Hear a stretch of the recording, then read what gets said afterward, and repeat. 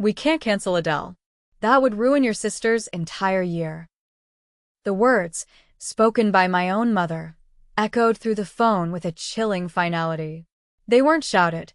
They were delivered with the same dismissive, matter-of-fact tone she'd used my entire life to brush aside my needs, my feelings, my very existence, whenever it proved inconvenient.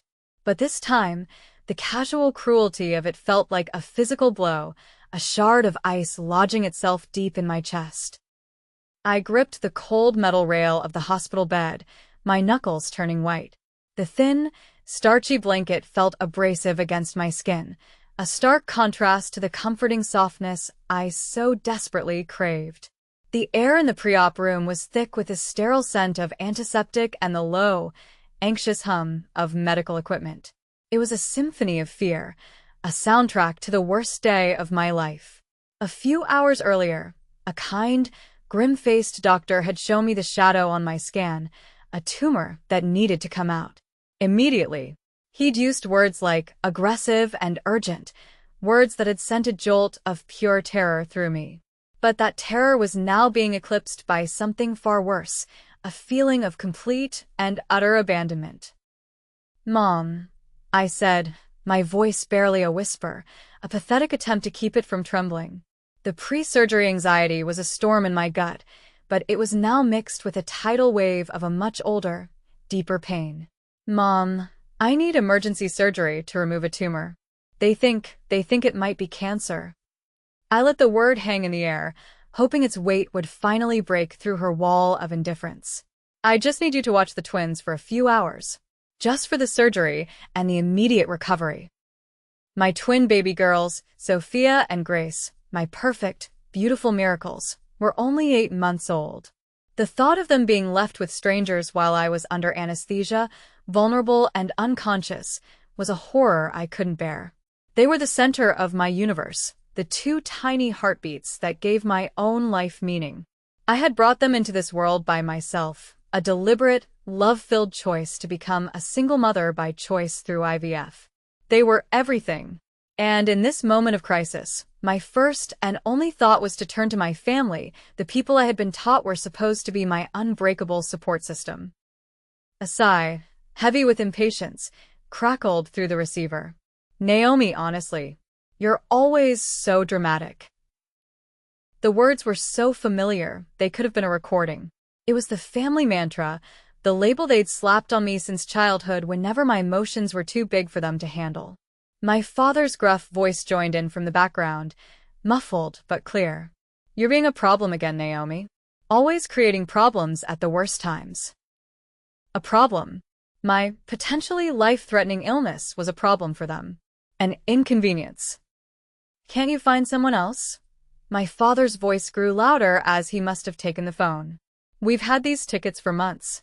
Your mother and Kelly have been looking forward to this." I don't have anyone else, Dad," I stammered, the tears I'd been holding back finally starting to sting my eyes. "The surgery is tomorrow morning. It's an emergency." The surgeon was very clear. "Every day we wait increases the risk of complications." I was a successful senior marketing manager at Hollowgate Systems here in Portland, Oregon. I was good at my job, respected by my colleagues. I managed multi-million-dollar campaigns with a cool head, navigated complex corporate politics, and raised 2 infants on my own. I was, by all accounts, a competent, capable adult. But on the phone with my parents, I was instantly reduced to that little girl who was always too much, too sensitive, too serious. The little girl who, for her entire adult life, had served as the family's financial safety net. I was Naomi Clark, 34 years old, and for as long as I could remember, I had been the one they called. Not to check in, not to see how I was, but to ask for something. I had spent most of my adult life being their emergency fund, their lender of last resort, their get-out-of-jail-free card. When they'd faced foreclosure 3 years ago after a series of my father's disastrous investment schemes, I had liquidated my entire emergency fund, the money I had painstakingly saved since my first part-time job, to keep the roof over their heads. No questions asked. When my younger sister, Kelly, the effervescent, carefree golden child, Needed a car for her new job. I'd covered the down payment. The mountain of credit card debt she'd racked up on designer clothes and weekend trips, I'd quietly paid it off over 2 years to protect her credit score. The rent money when she was between jobs for the 5th time, it came from my account.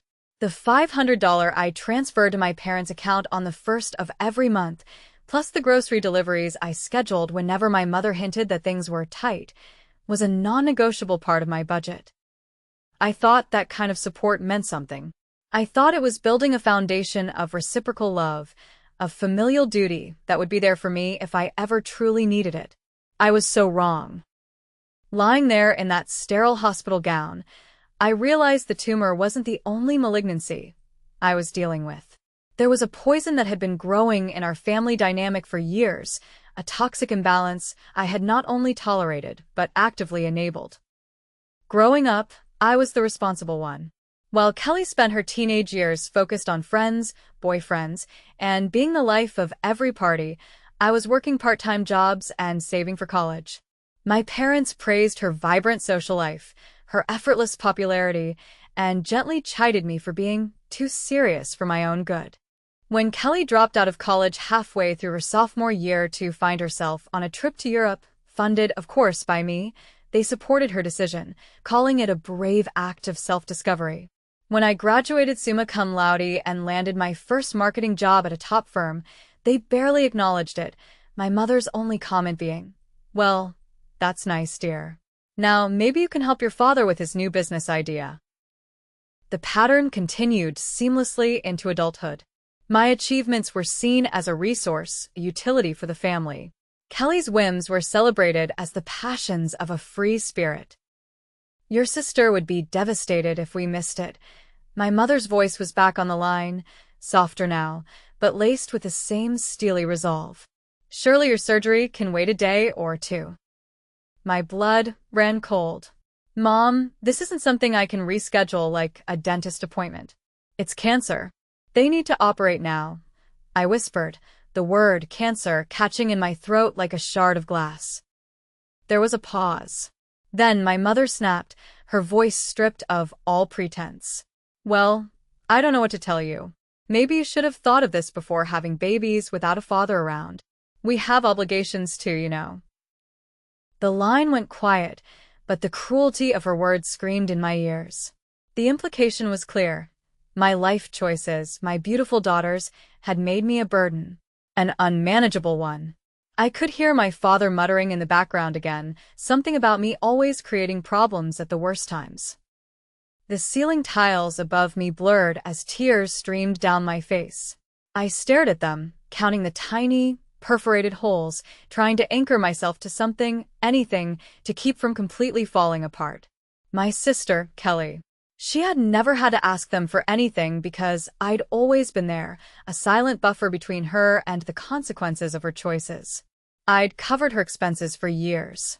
The car I helped buy, the credit card debt I'd quietly paid off, the rent money. Deep down, I'd always known where I stood in their priorities. I just hadn't wanted to admit it to myself. The tumor hadn't just revealed itself on my scan. It had revealed something equally poisonous that had been festering in our family for decades. And in that moment, something inside me broke. Or maybe it finally healed. The call ended with a vague, non-committal mumble from my mother. I didn't protest further. I didn't beg. I just said, "Okay," and hung up. The silence that followed was deafening. I was alone. Truly, utterly alone. My first call was to an emergency babysitting service I found online. The rates were astronomical, but I paid with my credit card without a second thought.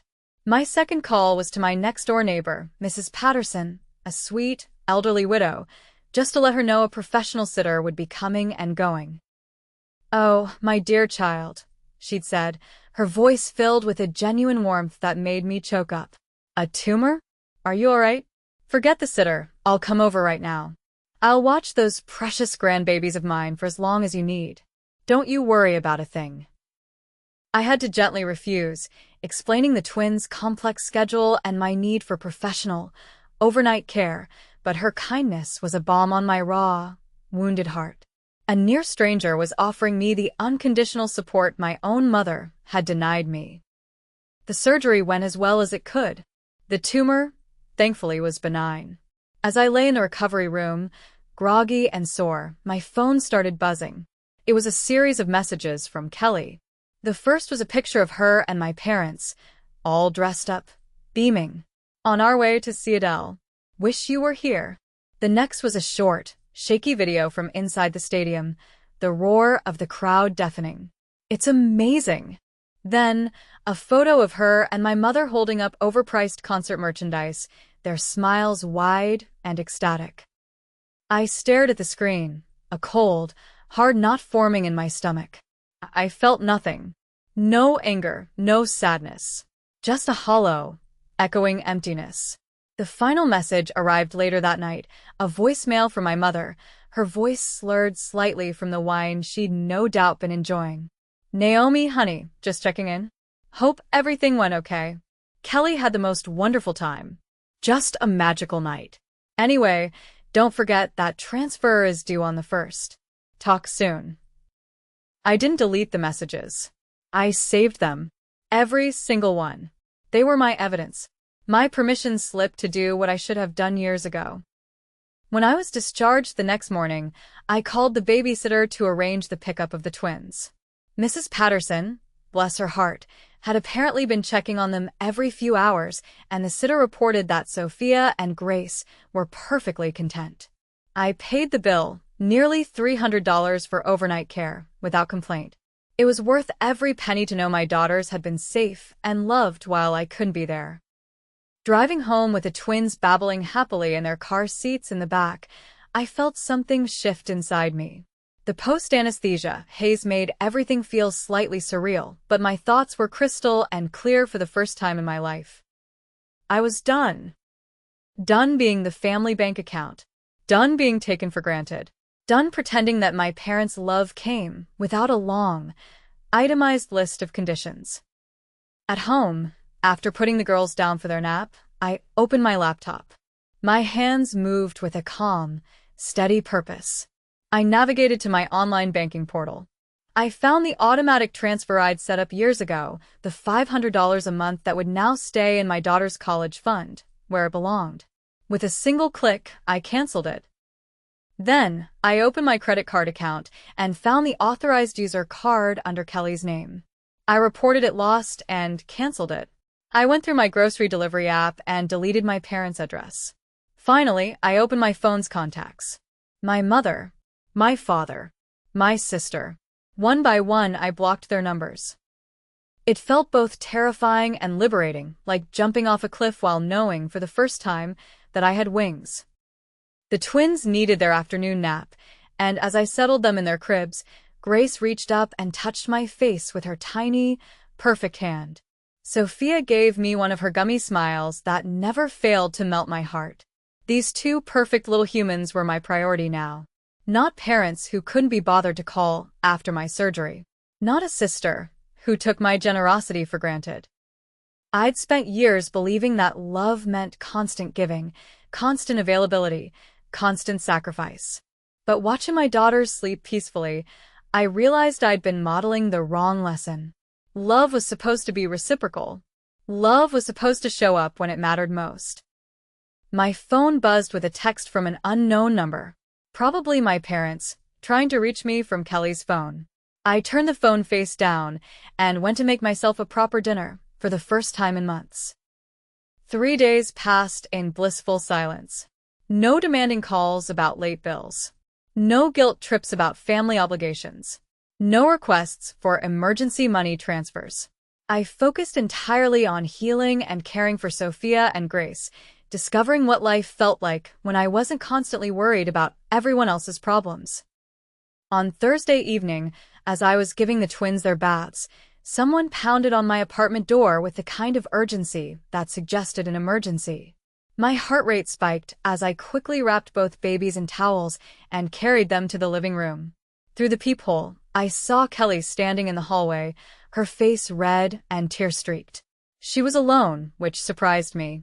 Usually, when there was family drama, my parents sent her as their messenger while they maintained their dignity in the background. Naomi. I know you're in there, she called out, her voice frantic. Please. We need to talk. Something terrible has happened. I considered ignoring her, but Sophia started crying at the loud noise, and I didn't want to upset the babies. I cracked the door open, keeping the chain lock engaged. What do you want, Kelly? Can I come in?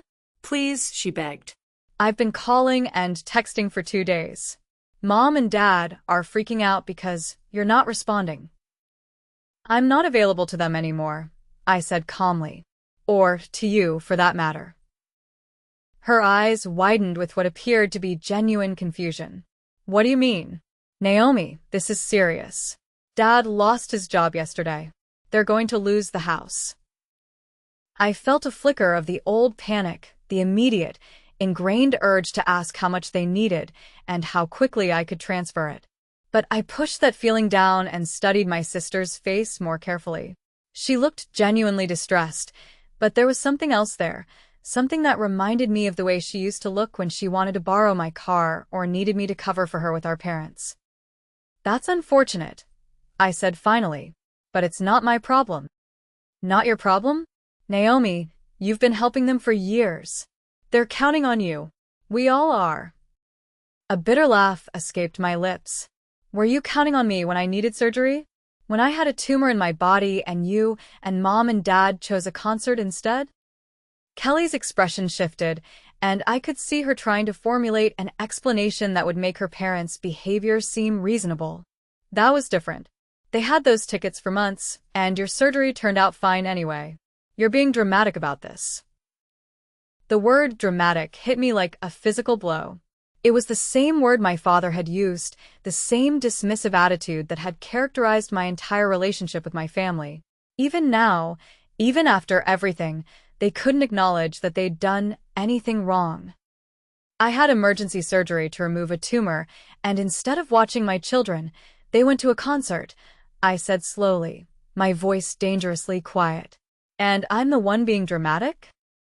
I could see her trying to process this, her mind working to find the right words to change my mind.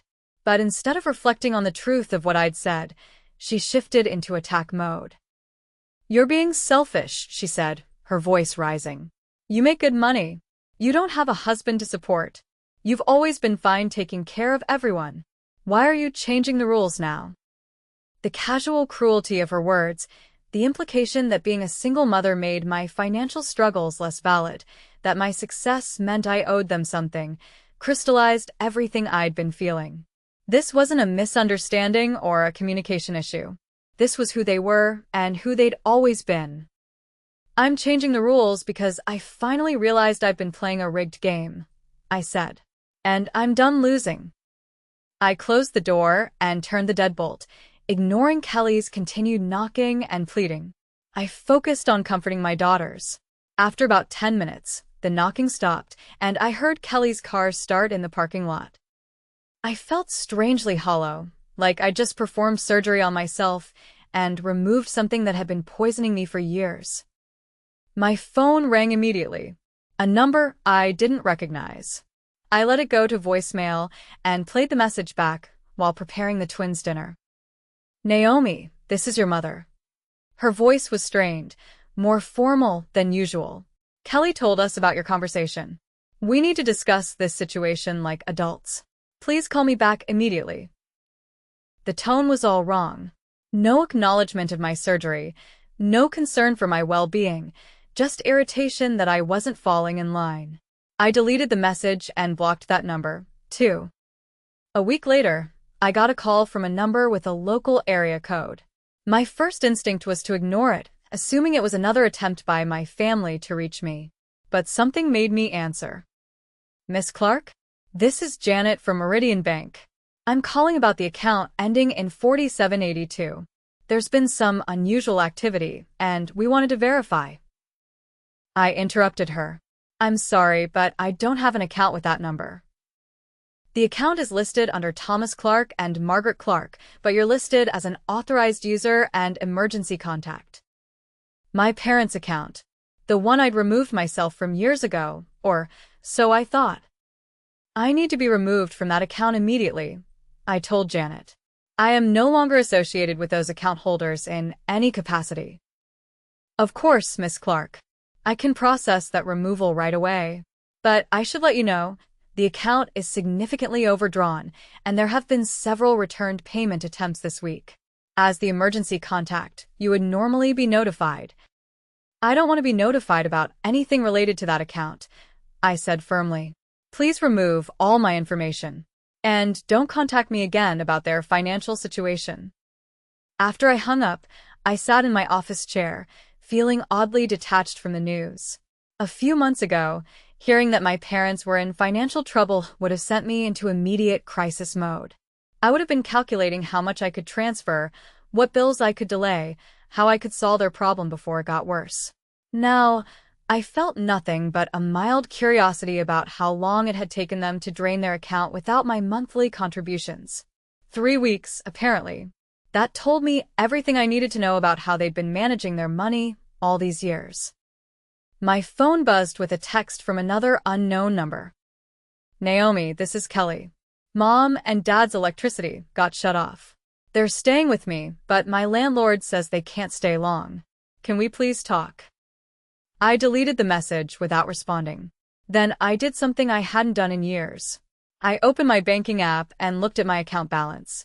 For the first time since the twins were born, I had a substantial emergency fund. Money that was mine, earmarked for my daughter's future, instead of my parents' poor financial decisions. I smiled and put my phone away. The cycle was finally broken, and it felt like freedom. Looking back, I realized that sometimes the greatest act of love toward yourself is walking away from people who only love what you can give them. And I had finally learned that lesson well enough to protect my daughters from repeating my mistakes.